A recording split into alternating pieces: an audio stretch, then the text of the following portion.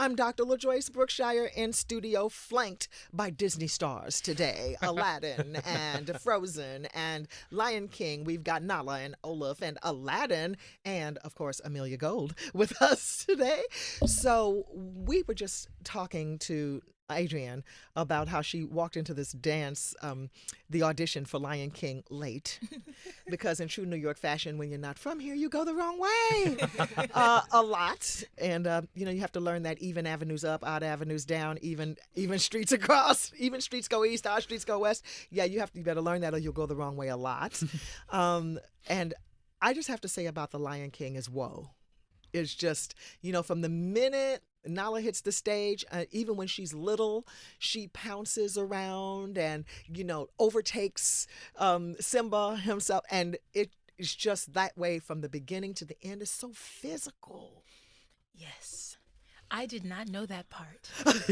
when I did my tape, I was like, "Ooh, yeah, I can do this scene, and oh yeah, I can sing this song. This is my range." Yes, and the dance call, she was asking us to do this move. There's this move where half of your body is like your hips are, your leg is raised, and you have to coordinate a hand swipe with it.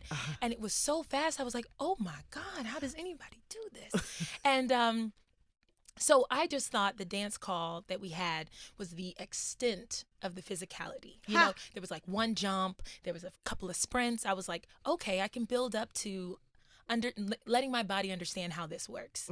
But then months later, when I'm in my first rehearsal for the physical activity in this show, and they called in one of the Simba understudies, and she said, okay, just run and jump on him.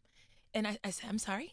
She said, just I want to see how you run and jump on him naturally. I said, I don't run and jump on anybody. I am 5'9". Nobody wants me to run and jump on them. That's right. And so that was the beginning of being comfortable with this trust leap that Nala has to do, and that a few of the dancers have to do as well. And it's just a very full force sprint across the stage, and then a trust jump into someone's arms. Wow. And yeah. Wow. Well, you do not expect in The Lion King in the first couple of minutes to cry. That circle of life. Whoa. And then, the lights are out, and then all of a sudden you hear, and then you look and there's somebody standing next to you, but they're in the aisle and they're doing their dance. And my daughter touches me, she points up high, and there's the drummer up there getting it. I was like, oh, it was just so, in your soul. And I'm sorry to scream, y'all. It just gets down to, it's just so moving from beginning to end. And the puppetry. Puppetry is amazing. Oh my gosh. You don't know whether to look at the person speaking or the puppet speak. I mean, it's so in sync. Me and my ADD self, see, Amelia said it, adults with ADD. And, you don't know whether to look, and I'm trying to look at both of them. Then for a minute, I was getting dizzy. Then I was like, okay, focus, concentrate. And, but it was just fantastic. It was riveting. The woman who plays your mom, amazing. Just, Simba's mom.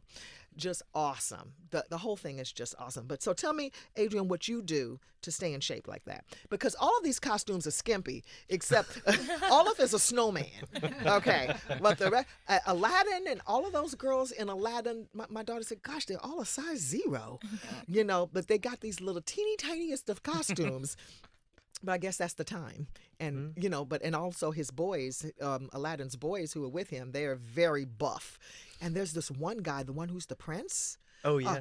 The first suitor who comes. Yes. Is he about 6'7"? I think he is. I guarantee you he's 6'7". And then he puts that hat on that's another foot, and you're like, you're 7'7". Oh my goodness. So tell us, what do you do, Nala? I realized that I have to take Pilates every week, because it gives me the core that I need, and it keeps me from injuring myself. And I learned that maybe like 3 months in, and I've been taking Pilates twice a week, every week since then, with the Reformer Pilates. Yes.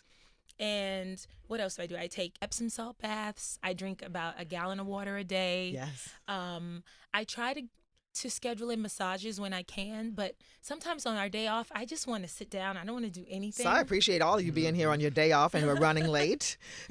So we thank you.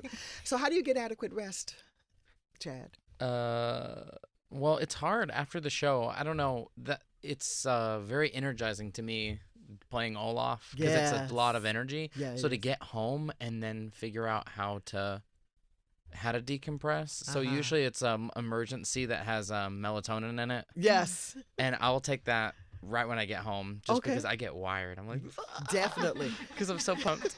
Jacob, how do you rest?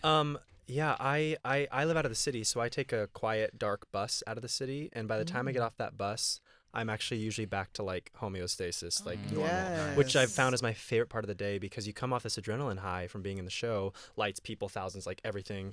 You say hi to people at the stage door, you walk out, and then by the time I get off that bus and get in my car, I'm like, okay, I'm like very back in a calm state. I do take melatonin too, just to calm the mind a little bit more, but yeah, I mean, I hear what Adrienne's saying too, all these things we have to do to like injury prevention, stay ahead of it. So if anything starts acting up a little weird, you just nip it in the bud right away.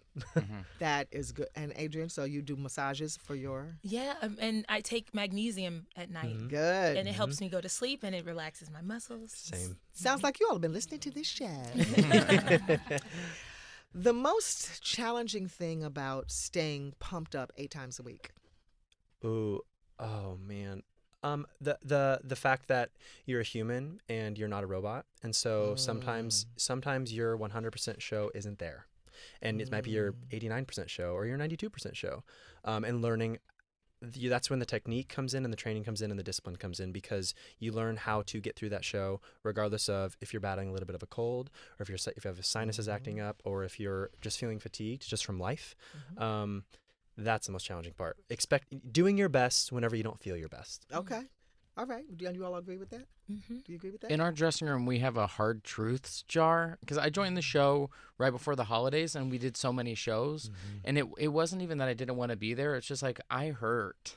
Like I'm hurting, and I need to lay down, but there's not enough time. And my dressing roommate, Noah, got out this jar and he was like, stick your hand in here and pull out one of these. And it said on there, it's like, if this is the last day you ever got to perform, how would you perform? Wow. And I was like, ooh, he got me together really quick. Because it was like, just being the perspective sometimes of being like, okay, but I got to do this. Yes. Nala, Adrienne, there is some little child in the backseat of a parent's car right now listening to this like, oh my gosh, there's Nala and Olaf and Aladdin. Encourage them. I would say to her or him or they that whatever they have or whatever they imagine for their lives is possible and they're capable of doing it. And it's really just about always every day making the decisions towards that goal and controlling what you can control on that goal list. There are so many things in your life that are going to happen to you that you won't be able to control. So what I like to do is I have a goal list and then I write what I need to do to make those things happen. And then I write out what on that list can I control. Because that is all that's in my hands. That is all that will ever be in your hands. And the rest will somehow fall into place. When I lived in Chicago, I worked so many jobs. Like Starbucks, grocery delivery, all kinds of things. And I was like, oh my God, I have a graduate degree and I'm delivering groceries. Yes, because my goal is to be doing theater professionally without a side job. There you go. All right. Chad, encourage them. I had a teacher always tell me, do good, be better. And I think it's a really neat statement for performing, but also just life. If I can try to do something well or do good every time, and then each time I get back up there, be better with auditioning or anything in life, I think it's a good phrase to follow. Do good, be better.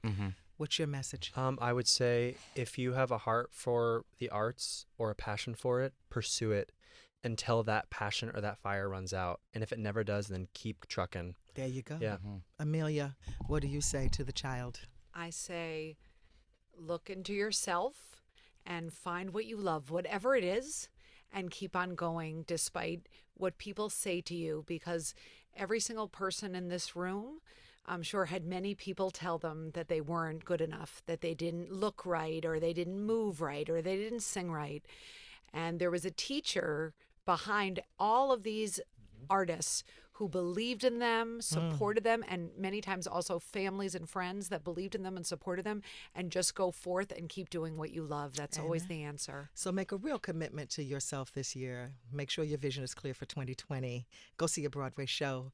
Detox your body and get a 1-hour phone consultation with me. Thank all of you for being here. Oh, thank you so much. Yes, I want to thank my team, Thanks. Alexa, IW, the digital chick. I'm Dr. LaJoyce Brookshire. To let your eyes shine, cut back on the wine, get good food fast, and go easy on the greasy. Until next time, I'm here to help you attain and maintain your perfect health. God bless you. Let's do it again next week.